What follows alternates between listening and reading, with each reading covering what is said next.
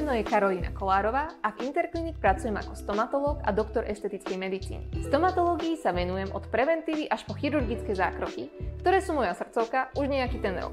Práve dnes tu mám pacientku, ktorej sme po vstupnej prehliadke zistili výskyt parodontitídy. Myslím, že väčšina ľudí túto diagnózu už niekedy počula. Ale viete aj to, že sa netýka iba starších ročníkov, ale môže sa vyskytnúť aj ľuďom v 20 a 30 rokoch? Ako zistíte, že máte práve parodontitídu vy? Prvé príznaky sú krvácanie a opuchnuté ďasná. Pokiaľ chodíte na pravidelné prehliadky, viem vás nasmerovať a včasne zastaviť progres parodontitídy. Dnes budeme oštrovať lokalizovanú parodontitídu hĺbkovou chiretážou. To znamená, že defekt v okolí zubu hĺbkovo vyčistíme, aby sa tkanivo vedelo pekne samo zahojiť. Ak chcete mať svoj chrúb zdravý a pod kontrolou, tak vás rada uvidím v Interclinic.